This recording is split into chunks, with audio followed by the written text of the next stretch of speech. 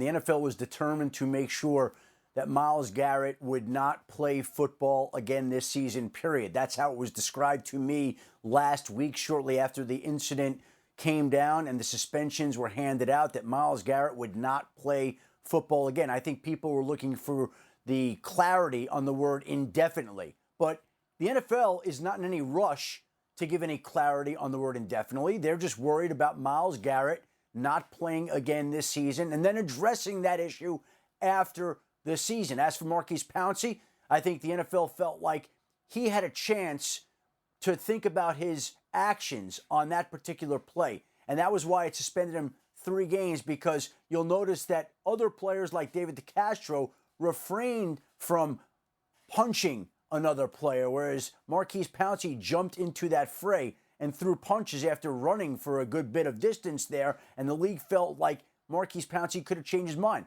But again, a lot of people applauded Maurkice Pouncey for defending his quarterback, for going after the opposition, for making sure that nobody's going to treat his teammate the way that Myles Garrett treated Mason Rudolph. And I think that the NFL handed out the 3-game suspension, reduced it to 2.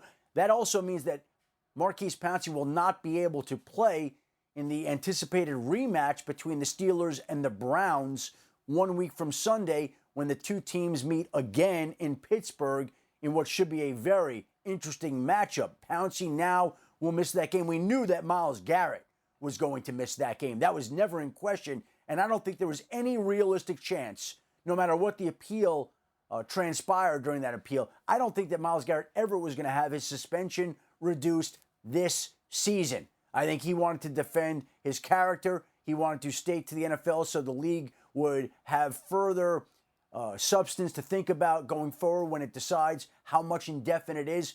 But Myles Garrett was never going to have his suspension reduced this season. Maurkice Pouncey went from 3 to 2. And we should mention that yesterday, Larry Ogunjobi had his suspension upheld, so he will miss this weekend's game against the Miami Dolphins. So in total, Ogunjobi's 1 game, Pouncey's 2 games, and Myles Garrett remains indefinitely suspended. Adam, let me ask you this, whether it be from information you have or simply your vast experience covering this league, but do you believe the NFL will move forward investigating the claim by Myles Garrett, even though it clearly has no bearing on his ultimate suspension?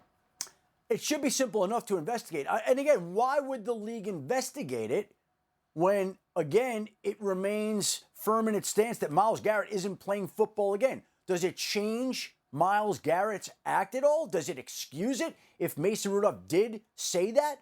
Does it change anything in the equation?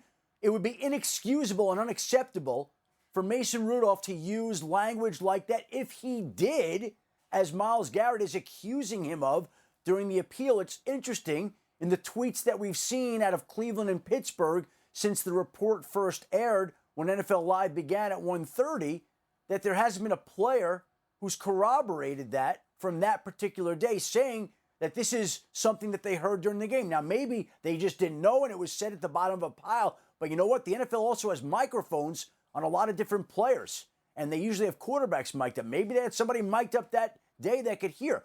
But even if they did, what does the league then do? Then the league would have evidence, and then maybe you could take disciplinary action against Mason if it's true. But notice all the hypotheticals we're talking about here, Wendy. There are so many hypotheticals. We don't know what is and isn't real, and that's up to the league to figure out. The league likes to be in the investigative business. It's got another matter now to investigate, and we'll see what it comes up with.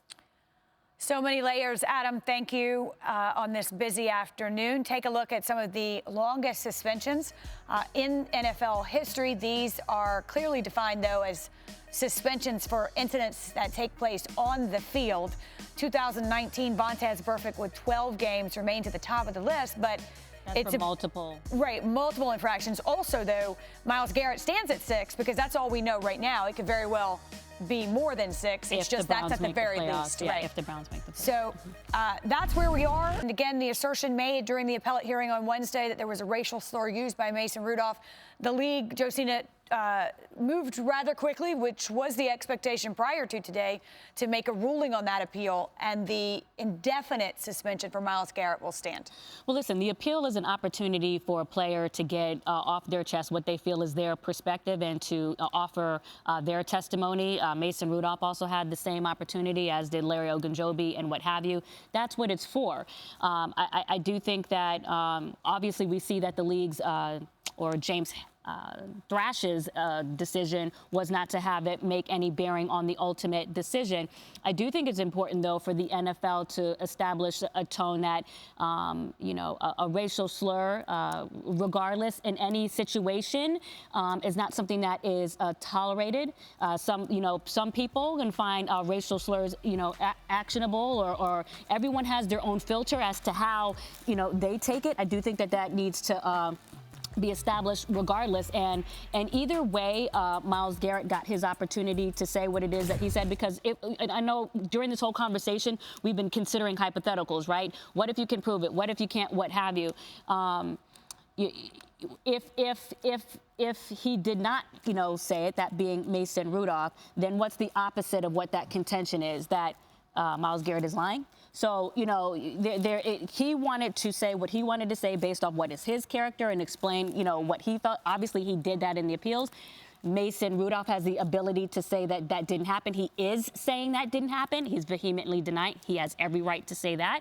Ultimately, I think everybody agrees, based on what we've heard, from the analyst perspective on our air, that it should not have, still resulted in violence, physical violence. But that doesn't mean that the word is any less abhorrent.